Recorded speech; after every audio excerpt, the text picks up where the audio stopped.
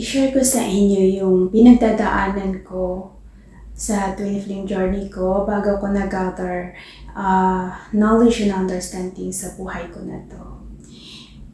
Kung sa inyo, individually, kung anong makikita nyo sa akin, that is the reflection of your own soul. Dahil the mirror, that's what you call the mirror.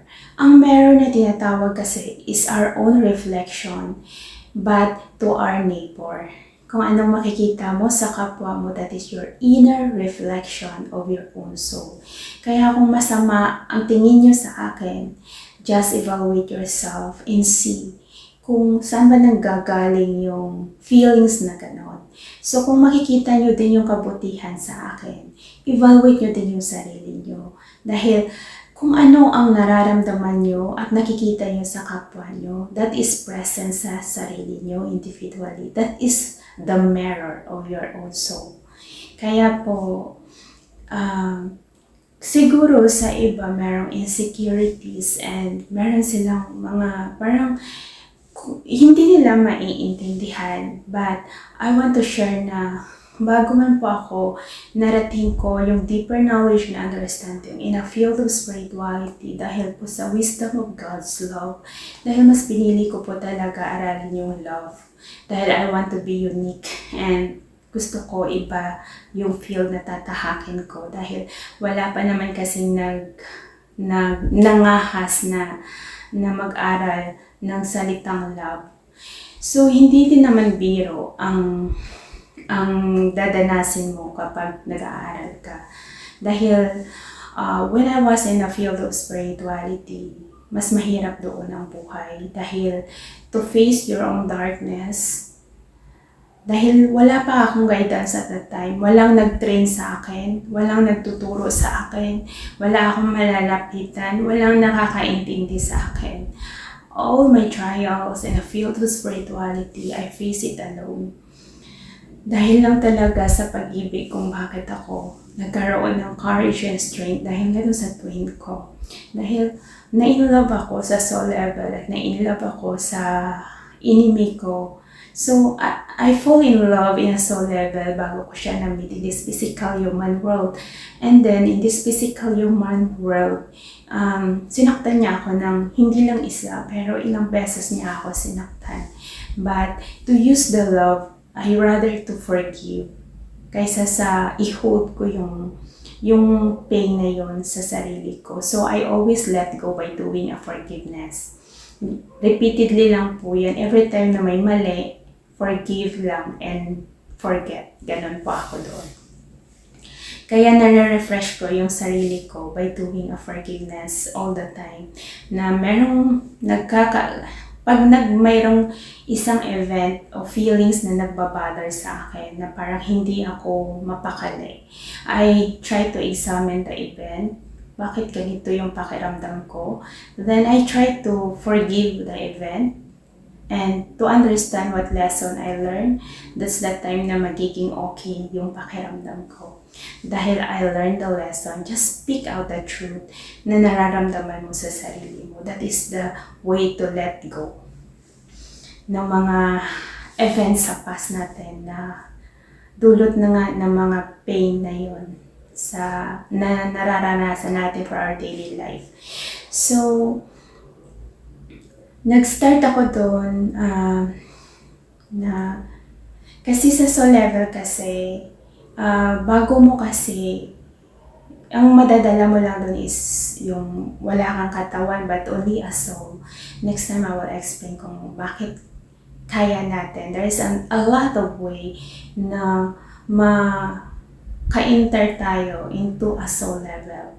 So today, i-share ko lang sa inyo na I stay in a soul level for a year. Lahat po kasi na nagpapabigat sa akin kasi lahat doon, bago ka mag-enter sa soul level, lahat nung nag-weighing down mo, halimbawa, if you want to be an eagle, gusto mong lumipad, para makakalipad ka, lahat ng humahatak sa iyo pababa, let go mo yun. Kung bakit, lumipad ako mag-isa. na lahat-lahat iniwan ko at that time na nag-enter ako sa soul level. Kung bakit when I enter the soul level, wala pong masyadong nagpapahirap sa akin doon dahil I carry the light, and the light is very harmful sa mga darkness dahil kaya ng light illuminate yung darkness. Kung bakit doon parang na-explore ko siya, and like marami talaga siyang miraculous na nangyari, and to be a student and to gather a knowledge and understanding. Kaya I am so grateful sa twin ko na kahit na gano'n man ang nangyari sa twin ko, hindi ako magiging ganap na ganito kung hindi ko siya nakilala. At wala rin ako dito kung hindi ko siya nakilala. So, kahit na siya kasi yung nagiging mirror ko, na pinakita niya sa akin lahat ng darkness ng physical human world. And ako naman sa soul level, ako naman yung gumagawa ng paraan kung ano yung magagawa ko para ma-cleansing and healing yung ganun na mga pangyayari and event. Kaya sa inyo individually is kung ano yung naranasan ko is different from sa inyo individually. So, kanya-kanya po kasi yung experience natin in this physical human world. So, I will guide only. Kayo pa rin kasi yung magkukusa sa sarili nyo na i-healing and i-cleansing yung soul nyo. Kaya, kung ano yung naranasan ko, it's possible na mararanasan nyo yun din sa sarili nyo dahil kayo na po yung gagawa nun. Sabi ko nga, sacrifices not last forever. At hindi na po ako magsasakripisyo para i-cleansing and i-healing yung soul ng bawat individual na tao. Dahil po, kahit isakripisyo ko yung sarili ko for healing and cleansing, kung hindi nyo nare-recognize yung sarili yung pagkakamali, walang pagbabago. Kaya useless lang yung effort ko. Kaya yung ginawa ni Jesus at the time na nag-sacrifice siya, hindi nag-last forever. Kaya kung magiging totoo tayo ngayon sa sarili natin, naging pure ba yung soul natin? Nagiging totoo ba tayo? But now is the time na magpakatotoo po tayo dahil this is the time na ibalik ko nga kayo. That is my promise to return back all of you into the kingdom of heaven. The reason why I'm guided all of you. Dahil hindi ko kayo pinipilit. Pero I'm just here only na sabihin sa inyo yung katotohanan. Siguro yung iba na i-insecure, ayaw makinig ganun. But tandaan po natin na yung pagsisisi ay laging nasa huli. Kaya kayo ang magdi-decide noon. Dahil po, dahil nasabi ko nga, hindi ako in this physical human world, yung physical appearance ko, bata pa ako. Kung tutuusin sa knowledge and understanding, kung babasihan na yung physical human body ko is parang lack of knowledge.